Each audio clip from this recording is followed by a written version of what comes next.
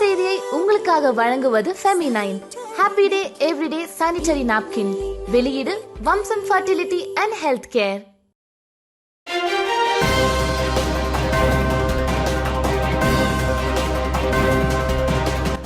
வணக்கம். திசைகளின் 10 மணி செய்திகள். ஆர்ப்பாட்டக்காரர்களை அடித்து விரட்டும் அரசாங்கம் அல்ல, ரொட்டி தண்ணீர் கொடுத்து உபசரிக்கும் அரசாங்கமாகும். அம்பிகாவிற்கு அமைச்சர் ஃபமி ஃபாட்சேல் பதிலடி. அரசாங்கத்திற்கு எதிராக தங்களின் ஆதங்கத்தையும் அதிருப்தியையும் வெளிப்படுத்துவதற்கு ஆர்ப்பாட்டத்தில் ஈடுபடுகின்றவர்களை கண்ணீர் வெடிகுண்டு வீச்சு நடத்தி அடித்து விரட்டிய அரசாங்கம் அல்ல மடானி அரசாங்கம் என்று தொடர்புத்துறை அமைச்சர் ஃபமி ஃபாட்சேல் தெளிவுபடுத்தினார். அதேபோன்று அரசாங்கத்திற்கு எதிராக தங்கள் எண்ண அலைகளையும் எதிர்பார்ப்புகளையும் வெளிப்படுத்தும் மக்களை ஓப்ஸ் லாலாங் என்ற போர்வையில் பிடித்து சிறையில் தள்ளும் அரசாங்கமும் மடானி அரசாங்கம் அல்ல. மாறாக தங்கள் அதிருப்தியை வெளிப்படுத்திய ஆர்ப்பாட்டக்காரர்களுக்கு ரொட்டியும் தண்ணீரும் கொடுத்து உபசரித்த அரசாங்கம்தான் மடானி அரசாங்கம். இதனை பிரதமரின் சொந்த தொகுதியான தம்பூனில் அரசாங்கத்திற்கு எதிராக ஆர்ப்பாட்டத்தில் ஈடுபட்டவர்களுக்கு நடப்பு அரசாங்கம் எத்தகைய கவனிப்பை வழங்கியது என்பதை நேரில் பார்த்தவர்களுக்கு தெரியும் என்று அரசாங்க பேச்சாளரான ஃபமி தெரிவித்தார். பிரதமர் டத்துஸ்ரீ அன்வர் இப்ராஹிமின் தலைமையிலான ஒற்றுமை அரசாங்கம் மக்களின் குறைகளை கேட்டறியும் ஒரு அரசாங்கமாகும். அத்தகைய அரசாங்கத்தை இதுவரையில் தாம் கண்டிராத மிக சர்வாதிகாரமிக்க அரசாங்கம் என்று வரிசை முன்னாள் தலைவர் அம்பிகா ஸ்ரீனிவாசன் முத்திரை குத்தியிருக்கிறார். அதற்கு முன் கடந்த கால அரசாங்கங்களை அவர் திரும்பி பார்க்க வேண்டும்.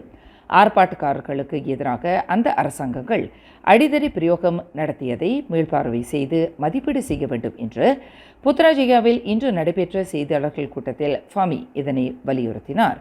கடந்த 1987 ஆண்டு நாட்டின் பிரதமர் பொறுப்பை ஏற்றிருந்த துன் மகாதிர் முகமது நிர்வாகத்தில் ஓப்ஸ் லாலாங் என்ற பெயரில் 100க்கும் மேற்பட்ட அரசியல்வாதிகள் மற்றும் சமூக ஆர்வலர்கள் உள்நாட்டு பாதுகாப்பு சட்டமான இசாவின் கீழ் இரும்பு கரம் கொண்டு இரவோடு இரவாக கைது செய்யப்பட்டு கமுந்திங் தடுப்பு முகாமில் விசாரணையின்றி தடுத்து வைக்கப்பட்டிருந்தனர். அதனை மேற்கோள் காட்டும் வகையிலேயே அம்பிகாவிற்கு எதிரான பதிலடியில் அமைச்சர் ஃபமி ஓப்ஸ் லாலாங் கைது நடவடிக்கையை உவமை காட்டி பேசினார். தன்னார்வ அடிப்படையில் சிங்கப்பூரிலிருந்து ஆங்கில பாட ஆசிரியர்களை மலேசியா தருவிப்பது மூலம் கல்வித்துறையில் உள்ளூர் பட்டதாரிகளை ஆசிரியர் பணிக்கு சேர்க்கும் திட்டமும் அவர்களுக்கான வேலைவாய்ப்பும் ஒருபோதும் பாதிக்காது என்று கல்வி அமைச்சு இன்று உத்தரவாதம் அளித்துள்ளது. கடந்த ஜூன் மாதம் பிரதமர் டத்துஸ்ரீ அன்வர் இப்ராஹிமிற்கும் சிங்கப்பூர் பிரதமர் லாரன்ஸ் வாங்கிற்கும் இடையில் நடந்த கலந்துரையாடலின்படி சிங்கப்பூரிலிருந்து ஆங்கில பாட ஆசிரியர்களை தன்னார்வ அடிப்படையில் பணிக்கு எடுப்பதற்கு இணக்கம் காணப்பட்டுள்ளது. இதனால் கல்வித்துறையில் இணையவிருக்கும் மலேசிய பட்டதாரிகள் பாதிக்கப்பட மாட்டார்கள். ஏனெனில் இந்த திட்டத்திற்கு சிங்கப்பூர் நிதி அளிக்கிறது என்று கல்வி அமைச்சு விளக்கம் அளித்துள்ளது. 2024 ஆண்டு பாரிஸ் ஒலிம்பிக் பூப்பந்து போட்டியில் தேசிய மகளிர் இணையரான பலிதான் எம் தீனா ஜோடியினர் தென்கொரியாவைச் சேர்ந்த கிம் சூ யோங் காங் ஹி யோங் ஜோடியினரை 2 நேரடி செட்களில் வீழ்த்தி சாதனை படைத்துள்ளனர். இதன் மூலம் அவர்கள் ஒலிம்பிக் பூப்பந்து போட்டியின் அரையிறுதிச் சுற்றுக்கு முன்னேறி வரலாறு படைத்துள்ளனர். ஒலிம்பிக் விளையாட்டரங்கில் அரையிறுதிச் சுற்றுக்கு தகுதி பெறும் மலேசியாவின் முதலாவது மகளிர் இணையராக பலிதான் மற்றும் எம் தீனா விளங்குகின்றனர். முதல் செட்டில் 21-12 என்று ஆட்டத்தை வெற்றி கொண்ட பலிதான் எம் தீனா ஜோடியினர் இரண்டாம் செட்டில் 21-13 என்ற புள்ளிகளில் வெற்றி பெற்றனர். ஒலிம்பிக் போட்டியில் மலேசிய பூப்பந்து மகளிர் இரட்டையர் பிரிவு ஆட்டக்காரர்களின் அபார ஆட்டம் மலேசியர்களை உற்சாகமடைய செய்துள்ளது. பாரிஸ் ஒலிம்பிக் பூப்பந்து போட்டியில் சாதனை படைத்து வரும் தேசிய மகளிர் இணையரான பலிதான் எம் தீனா ஜோடியினருக்கு பிரதமர் டத்துஸ்ரீ அன்வர் இப்ராஹிம் தமது வாழ்த்துக்களை தெரிவித்துக் கொண்டார். உலக தரவரிசையில் 12வது நிலையில் உள்ள பலிதான் எம் தீனா ஜோடியினர் தங்களின் அசத்தலான ஆட்டத்தின் மூலம் நாட்டிற்கு பெருமை சேர்க்க வேண்டும் என்று பிரதமர் தமது வாழ்த்துச் செய்தியில் குறிப்பிட்டுள்ளார்.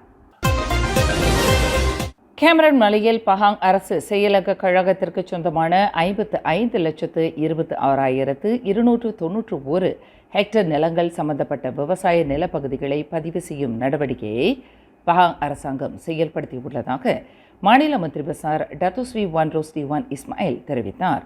கடந்த 2020 ஆண்டு தொடங்கப்பட்ட LPS எனப்படும் தற்காலிக குடியிருப்பு உரிமத்திற்கு பதிலாக பஹாங் கார்ப்பரேஷன் சுண்டியார் பர்ஹாட் வாயிலாக அமல்படுத்தப்பட்ட விவசாய நிலங்களுக்கான வாடகை திட்டத்தின் மூலம் இந்த பதிவு நடவடிக்கை நடைபெறுவதாக அவர் குறிப்பிட்டார். இதன் வாயிலாக நிலத்தோட்டக்காரர்களின் விவர தரவுகளின் வாயிலாக 1661 பேர் சம்பந்தப்பட்ட விவரங்கள் முறைப்படுத்தப்பட்டுள்ளதாக வன்ரோஸ்டி தெரிவித்தார். பரிகத்தா நேஷனலில் ஓர் உறுப்பு கட்சியாக விளங்கும் கராகான் அக்கூட்டணியை விட்டு வெளியேறுவதற்கு கதவுகள் எப்போதும் திறந்தவாறே உள்ளது என்று கிடாமந்திரி பசார் முகமது சனுசி நூர் மிரட்டியுள்ளார். கராகானுக்கு புரிந்துணர்வு இல்லை என்றால் ஓர் உறுப்பு கட்சியாக அந்த கூட்டணியில் இருப்பது உபயோகமற்றதாகும். அக்கட்சி வெளியேறுவதை யாரும் தடை சொல்லப் போவதில்லை என்று பரிகத்தா நேஷனலின் தேர்தல் இயக்குநருமான சனுசி குறிப்பிட்டார். சீன பள்ளிகள் மதுபான நிறுவனத்திடமிருந்து நன்கொடைகளை பெறக்கூடாது என்று பாஸ் கட்சி விடுத்துள்ள கோரிக்கைக்கு நேர்மாறாக கராகான் அறிக்கை வெளியிட்டதை தொடர்ந்து அந்த பல்லின கட்சியை பாஸ் தலைவர்கள் தற்போது வறுத்து எடுக்க தொடங்கியுள்ளனர். சமஞ்சி கம்போங் பாசேர் சமஞ்சி ஜலான் சுங்கை பணியில் ஒரு வீட்டில் நிகழ்ந்த கொள்ளை சம்பவம் தொடர்பில் காலாட் பிரிவைச் சேர்ந்த 3 போலீஸ்காரர்கள் கைது செய்யப்பட்டதை அரசு மலேசிய போலீஸ் படை உறுதிப்படுத்தியுள்ளது. புதன்கிழமை பின்னிரவு 12:17 மணியளவில் நிகழ்ந்த இந்த கொள்ளை சம்பவம் தொடர்பில் போலீசார் புகார் ஒன்றை பெற்றுள்ளனர். இந்த புகாரின் அடிப்படையில் தீவிர புலன் விசாரணை மேற்கொண்டதில் சிராஸ் காலாட் பிரிவைச் சேர்ந்த 2 ஆடவர்களை காஜாங் மாவட்ட போலீசார் கைது செய்ததாக ஸ்லாங்கூர் மாநில போலீஸ் தலைவர் டாக்டர் ஹுசேன் ஒமர் கான் தெரிவித்தார். 32 மற்றும் 35 வயதுடைய அந்த 2 ஆடவர்கள் கைது செய்யப்பட்டதை தொடர்ந்து மேலும் ஒரு நபர் வளைத்து பிடிக்கப்பட்டார். 3 தடுப்பு காவல் அனுமதி பெறப்பட்டுள்ளதாக டாக்டர் ஹுசேன் ஒமர் குறிப்பிட்டார். தற்போது மருத்துவர்களின் கண்காணிப்பில் இருந்து வரும் பினாங்கு 2வது துணை முதல்வர் ஜக்தீப் சிங் தியோவின் விடுமுறையை நீட்டிக்க மாநில அரசு தயாராக இருப்பதாக பினாங்கு முதலமைச்சர் சவ் கொன் யாவ் தெரிவித்துள்ளார். விடுப்பு கேட்டு ஜக்தீப் சிங் செய்து கொண்ட விண்ணப்பத்தில் விடுமுறை நாள் கடந்த ஜூலை 22ஆம் தேதி தொடங்கி வரும் ஆகஸ்ட் 5ஆம் தேதியுடன் முடிவடைகிறது. பூரண குணமாகுவதற்கு தமக்கு மேலும் விடுமுறை தேவை என்று ஜக்தீப் சிங் கருதுவாரேயானால் அது குறித்து பேசுவதற்கு தாங்கள் தயாராக இருப்பதாக சவ் கொன் யாவ் குறிப்பிட்டார்.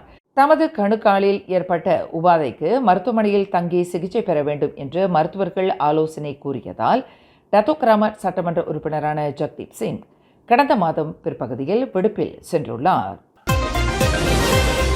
கடந்த 2009ஆம் ஆண்டு மலேசிய ஊழல் தடுப்பு ஆணையத்தின் காவலில் இருந்தபோது இறந்து போன அரசியல் உதவியாளர் தியோ பெங் ஹாக் மரணம் தொடர்பாக விசாரணையை மீண்டும் தொடங்குவதற்கு பிரதமர் டத்துஸ்ரீ அன்வர் இப்ராஹிம் ஒப்புக்கொண்டுள்ளார் என்று வழக்கறிஞர் ராம் கர்பால் சிங் தெரிவித்துள்ளார்.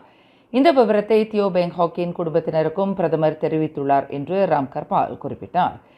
தியோ பெங் ஹாக் மரணம் தொடர்பில் 3 SPRM அதிகாரிகள் மீது நேரடியாக குற்றம் சாட்டப்பட்டாலும் தியோ மரணத்தில் எவரும் இதுவரை குற்றவாளி ஆக்கப்படவில்லை. தங்கள் மகன் மரணம் தொடர்பில் நீதியை எதிர்பார்த்து தியோவின் குடும்பத்தினர் கடந்த 15 ஆண்டு காலமாக போராடி வருகின்றனர். இந்நிலையில் அவரின் மரணம் தொடர்பாக மீண்டும் விசாரணையை தொடங்குவதற்கு பிரதமர் இணக்கம் தெரிவித்துள்ளதாக ராம் கர்பால் குறிப்பிட்டுள்ளார். இந்த மரண விசாரணை நியாயமாகவும் வெளிப்படையாகவும் நடைபெறும் என்று பிரதமர் உறுதி அளித்திருப்பதாக ராம் கர்பால் தெரிவித்தார். கடந்த ஜூன் மாதம் 9ஆம் தேதி ஜலான் குவாந்தான் சுகம சாலையின் 126வது கிலோமீட்டரில் 4 மரணம் மற்றும் 35 பேர் படுகாயம் அடையும் அளவிற்கு பேருந்தை அபாயகரமாக செலுத்தியதாக பேருந்து ஓட்டுநர் ஒருவர் ராம்பின் மேஜிஸ்ட்ரேட் நீதிமன்றத்தில் இன்று குற்றச்சாட்டப்பட்டுள்ளார். மலாக்கா மஸ்ஜித் தானா ஜராம் தேசிய தொடக்கப்பள்ளியைச் சேர்ந்த ஆசிரியர்கள் மற்றும் அதிகாரிகள் சம்பந்தப்பட்ட இந்த விபத்தில் மிக கவனக்குறைவாக வாகனத்தை செலுத்தியதாக 50 வயது ஜம்ரிபான் என்ற அந்த பேருந்து ஓட்டுநர் மேஜிஸ்ட்ரேட் மெலடி வு ஜி முன்னிலையில் நிறுத்தப்பட்டு குற்றச்சாட்டு வாசிக்கப்பட்டது. குற்றவாளி என்று நிரூபிக்கப்பட்டால் 10 ஆண்டு சிறை மற்றும் 50,000 வெள்ளிக்கும் மேற்போகாத அபராதம் விதிக்க வகை செய்யும் 1987ஆம் ஆண்டு போக்குவரத்து சட்டத்தின் கீழ் அந்த பேருந்து ஓட்டுநர் குற்றச்சாட்டை எதிர்நோக்கியுள்ளார். எனினும் தனக்கு எதிரான குற்றச்சாட்டை மறுத்து விசாரணை கோரியதால் அவரை 5000 வெள்ளி ஜாமீனில் விடுவிக்க நீதிமன்றம் அனுமதித்தது. 10 வயது சிறுமியை பாலியல் பலாத்காரம் புரிந்ததாக கூறப்படும் மியான்மர் ஆடவர் ஒருவரை போலீசார் கைது செய்துள்ளனர். பழைய இரும்பு பொருட்களை சேகரிப்பவரான 35 வயது ஆடவர் 10 வயது மியான்மர் சிறுமியிடம் 4 முறை தகாத செயலில் ஈடுபட்டதாக போலீஸ் புகார் செய்யப்பட்டுள்ளது என்று அம்பாங்-ஜோயா மாவட்ட போலீஸ் தலைவர் ஏசிபி முகமது அசாம் இஸ்மாயில் தெரிவித்தார். செராஸ் பாருவைச் சேர்ந்த அந்த மியான்மர் பிரஜை கூடுதல் வகுப்பிற்கு சென்றுவிட்டு திரும்பிக் கொண்டிருந்த அச்சிறுமியிடம் பாலியல் வல்லுறவு கொண்டதாக அவர் குறிப்பிட்டார். சம்பந்தப்பட்ட ஆடவரும் அந்த 10 வயது சிறுமியும் காதலர்கள் என்பது விசாரணையில் தெரிய வந்துள்ளதாக ஏசிபி முகமது அசாம் தெரிவித்தார். மிதமான பக்கவாதத்திற்கு ஆளாகி சிகிச்சை பெற்று வரும் நாட்டின் மூத்த நகைச்சுவை கலைஞர் சத்யா என்ற சத்யா பெரியசாமி கடந்த 40 ஆண்டு காலமாக பிரிக்க முடியாத தனது கலைத்துறை வாழ்க்கையை தொடர்வதற்கு நேர்மறையான உறுதிப்பாட்டையும் உற்சாகத்தையும் கொண்டுள்ளார். 1984ஆம் ஆண்டு டிவி திகாவில் ரசிகர்களின் ஏகோபித்த ஆதரவை பெற்ற பீமாய் பீமாய் தங்து என்ற மலாய் நகைச்சுவை நாடகத் தொடரில் அறிமுகமாகி மக்களை வெகுவாக கவர்ந்த சத்யா கடந்த மாதம் 16ஆம் தேதி உடல் நலக்குறைவினால் பாதிக்கப்பட்டார். வீட்டில் மனைவியோடு காலை உணவு உட்கொண்டு கொண்டிருந்த போது அவர் திடீரென்று மிதமான பக்கவாத தாக்குதலுக்கு ஆளானார். சிகிச்சைக்கு பின்னர் உடல்நலம் தேறி வரும் 60 வயது சத்யா உடலில் இன்னமும் வலி இருந்தாலும் முன்பு போல் அதிக வலி இல்லை என்று குறிப்பிட்டார். உடலில் தெம்பு இருக்கும் வரையில் முடிந்தவரை தொடர்ந்து பணியாற்றப் போவதாக பர்னாமாவின் டரி பாக்கெட் ஆர்டிஸ்ட் 2.0 நிகழ்விற்கு அளித்த சிறப்பு நேர்காணலில் சத்யா இதனை தெரிவித்துள்ளார். இந்நிகழ்வில் கலைஞர் சத்யா உட்பட 20 மூத்த கலைஞர்களுக்கு 5000 வெள்ளி ரொக்க உதவித்தொகையும் ஊட்டச்சத்து மருந்து பொருட்களையும் தனியார் நிறுவனம் ஒன்று அன்பளிப்பாக வழங்கியது. மேலும் செய்திகளை தெரிந்து கொள்ள கீழே இருக்கும் பெல் பட்டனை அழுத்துங்கள். உங்கள் மகிழ்ச்சியை வெளிப்படுத்த லைக் மற்றும் ஷேர் செய்யுங்கள். தொடர்ந்து திசைகளோடு இணைந்திருக்க சப்ஸ்கிரைப் செய்யுங்கள்.